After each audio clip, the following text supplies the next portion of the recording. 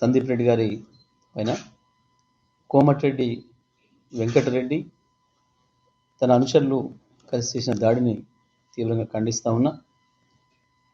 కోమటిరెడ్డి వెంకటరెడ్డి మంత్రి అయిన తర్వాత ఒక ఆటవికుడిలాగా పనిచేస్తూ ఉన్నాడు. ఒక ఆటవికుడిలాగా ప్రవర్తిస్తున్నాడు. మంత్రి పదవి అనగానే ఏదో అయిందని చెప్పి అహంకారం పెరిగిపోయింది బాగా వెంకటరెడ్డికి. అధికారంలోకి వచ్చిన తర్వాత కొంచెం బుద్ధి మారుతుందని అనుకున్నాం, కానీ ఇంకా హీనంగా తయారైంది ఆయన ప్రవర్తన. దుర్మార్గంగా తనతో సహా క్యాబినెట్ ర్యాంకులో ఉన్న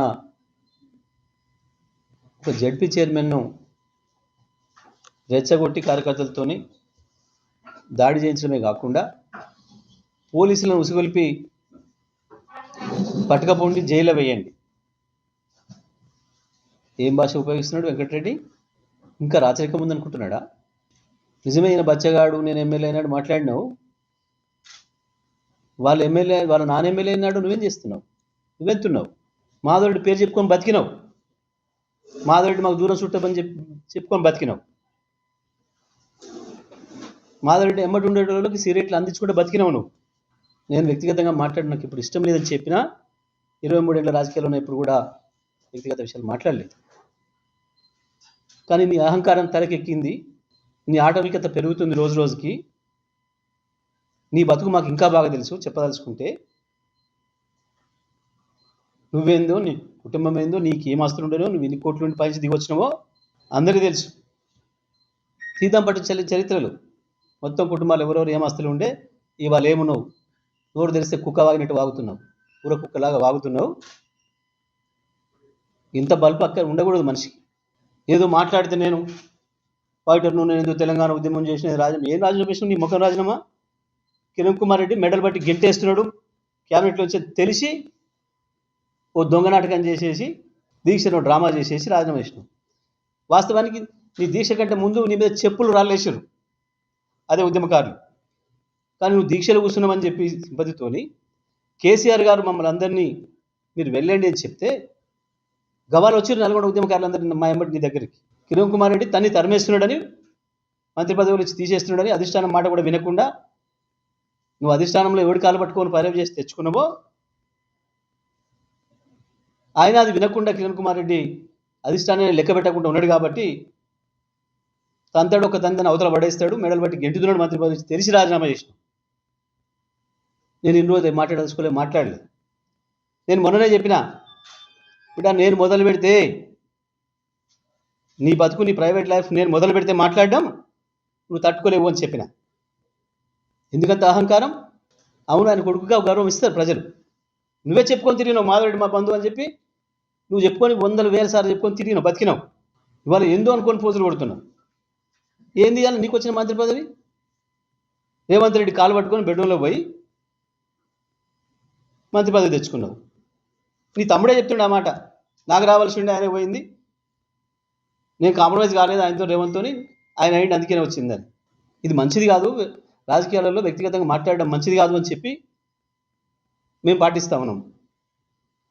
నేను అధికారంలో ఉన్ననాడు 10 ఏళ్ళు కూడా నువ్వు ఏం వాగినా నేను మాట్లాడలేదు. నువ్వు అసెంబ్లీలో వాగితే సమాధానం చెప్తాం కొట్టినట్టు. కేసీఆర్ గురించి మాట్లాడతావు, నువ్వు కేటీఆర్ గురించి మాట్లాడతావు. నువ్వు నీ బతుకు మాధవరెడ్డి గురించి మాట్లాడడం, ఈయన తండ్రి అయిండు కొడుకు అయిండు కాబట్టి అయిండు. మేము ఉద్యమం చేస్తున్న నాడు, మేము జైలులో పోయిన నాడు నువ్వు రాజశేఖర రెడ్డి బూట్లు నాకుతున్నావు.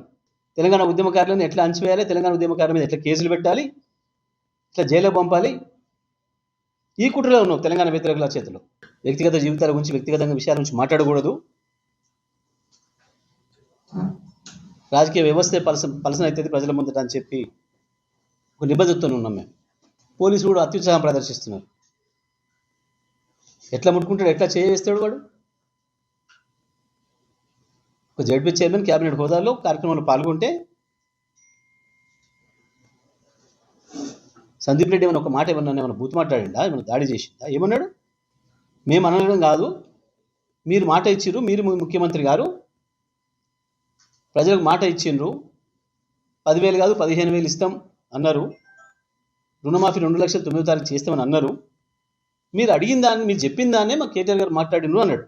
ప్రజలు ఎక్కడ నిలదీస్తారో, ఎక్కడ అడుగుతారో, రైతు బంధు గురించి ఎక్కడ అడుగుతారో, రైతు రుణమాఫీ గురించి ఎక్కడ అడుగుతారో, మీరు ఇచ్చిన 420 హామీల గురించి ఎక్కడ ప్రశ్నిస్తారో అన్న భయానికి పోలీసులను పెట్టుకొని ఎవరైనా మాట్లాడితే వాళ్ళకి కుక్కర్లాగా లేస్తూ వాళ్ళపైన వేట కుక్కర్లాగా దాడి చేస్తూ నువ్వు ఇవేవి భయపెట్టేయలేవు, ఇవేవి ఆపలేవు. ఈ చిల్లర దాడులు, నీ వెకిలి మాటలు, వెకిలి చేష్టలు ప్రజల్ని భయపెట్టలేవు. రైతు బంధు నాకు రాలేదని ఒక రైతు అంటే చెప్తాం కొట్టమంటాడు వాళ్ళు. మీరు కూడా అడుగుండి, గ్రామాలలో ఎవరిని మీకు ఎదురైనా, మీ విలేకరులు అడిగినా రైతు బంధు రాలేదు అని చెప్తున్నారు. రైతు బంధు రాలేదు అని చెప్పడం కూడా తప్పవుతుందా? ఆకలి అయితే నాకు ఆకలి అవుతుంది అంటే కూడా తప్పవుతుందా? నేరం అవుతుందా? నీకు 50,000 మెజారిటీ ఇచ్చిన రైతులు 50,000 చెప్పుతాం కొట్టానా నిన్ను? ఇటువంటి అహంకారం మానుకోవాలి. మొత్తం వీడియోలని పరిశీలించండి. తప్పుడు మాట మాట్లాడింది, దాడి చేసింది మంత్రి కార్యకర్తల, అనుచరుల, కింది స్థాయిలో ఉన్న పోలీసుల. సరైన చర్యలు తీసుకోవాల్సిన బాధ్యత ఈ పైన ఉందని చెప్పి కూడా నేను వాళ్ళకి విజ్ఞప్తి చేస్తా ఉన్నా. తప్పకుండా ఇటువంటి దాడులను ఎదుర్కొంటాం. దేనికైనా మేము సిద్ధంగానే ఉన్నాం. ఇవ్వాలే కాదు, తెలంగాణ ఉద్యమం ప్రారంభించిన నాడే వీళ్ళ అయ్యలు, వీళ్ళ బాసులు ఉన్న నాడే భయపడకుండా వచ్చిన వాళ్ళం మేము.